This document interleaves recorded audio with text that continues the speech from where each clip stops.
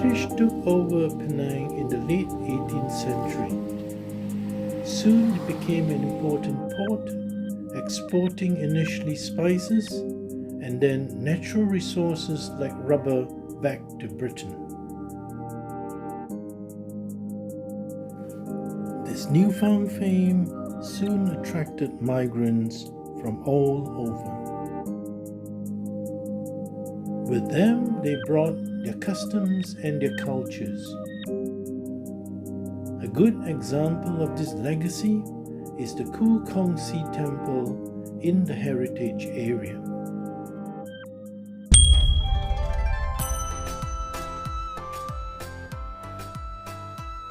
The Ku people came from a province of Fujian in China. They were one of the 5 main clans that were set up in Penang at that time. This is a temple which is part of a network of buildings they have around in the area, which provided accommodation and other support facilities to the Ku people. As you enter the hallway, you will notice the altar that is facing the entrance. If you have a good look around, you'll notice the rich decorations, which gives you a good indication that the Ku people were very successful in Penang then.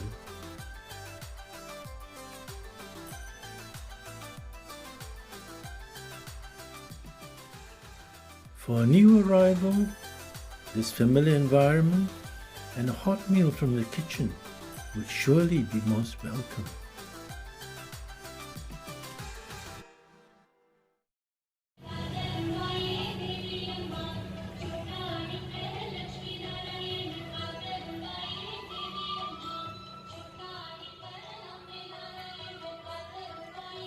With the arrival of these new migrants, mainly from India and China, Penang became a truly multicultural place.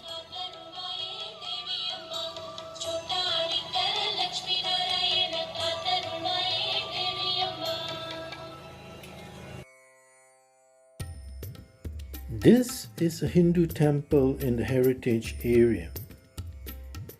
It is called the Sri Mahamariamman Temple. It is named after the goddess who is the primary deity in this temple. She is very popular with overseas Indians as she is seen to be the great mother protector of them all.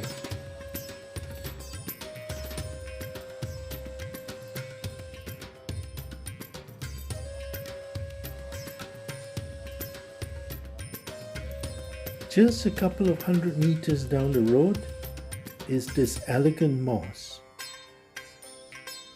It is called the Masjid Kapitan Kling. It was set up in the early days for the Muslim traders who worked down at the port.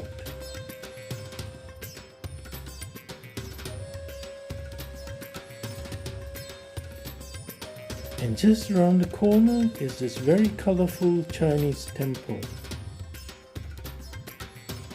So we have a Chinese temple, a Hindu temple, and a mosque within a few 100 meters of each other. This gives you a good idea of how multicultural Penang had become.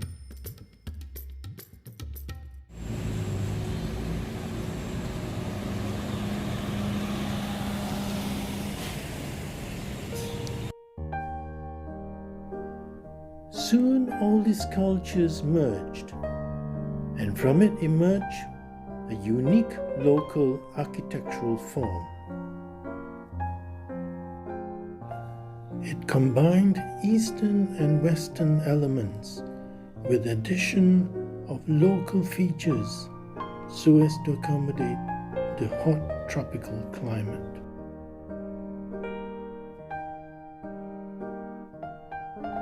This style was called the Straits Eclectic style. It consists mainly of buildings with 2 stories, and they were either shophouses or residences.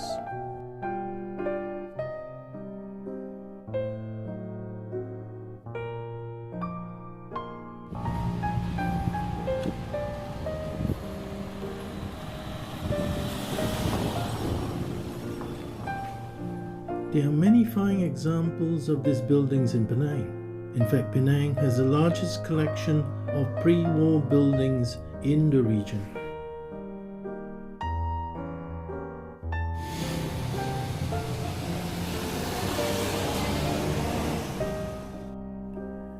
Admittedly, some of these buildings do need a bit of TLC, but even then, they do have a charm of their own.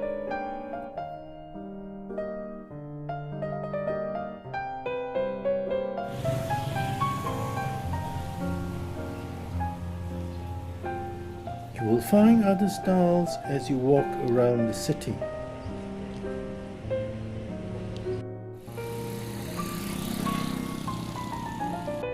But the predominant style is still the Straits eclectic style. It consists of decorated doors with ventilation slots, and the floors have got decorative tiles. The windows have got security bars, and above the windows are large ventilation apertures. There's also this wonderful covered walkway to keep the hot tropical sun away from passing pedestrians.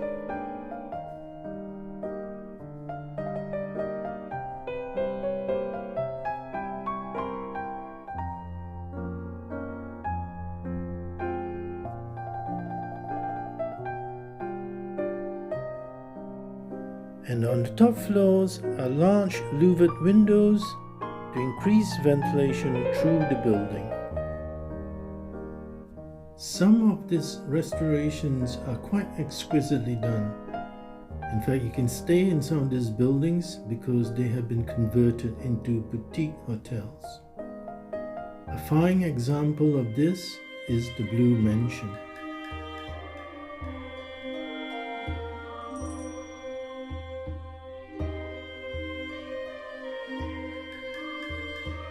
The design of the building is based on Chinese architectural style, but it does incorporate some Western ideas too. You can either stay here or you can visit it by booking one of their guided tours.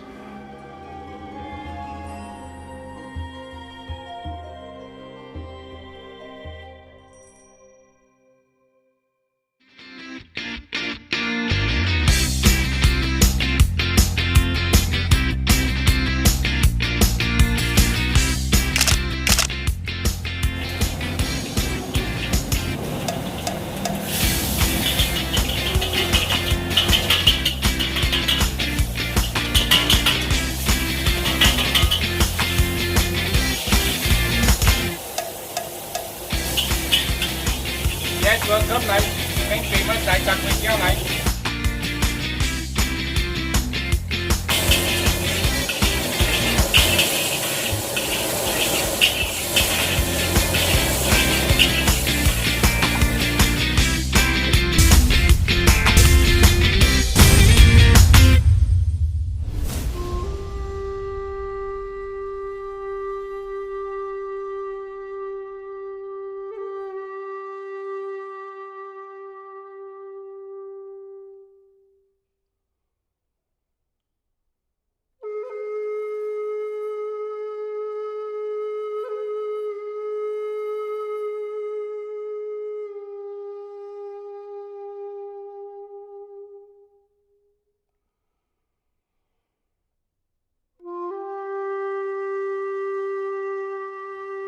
There are many other temples you can visit, like this one, the Kek Lok Si Temple. The base of the pagoda is octagonal Chinese. The middle tiers are Thai, and the top is a Burmese dome. I guess you can say this is so Penang, the best of regional cultures, all in the one place.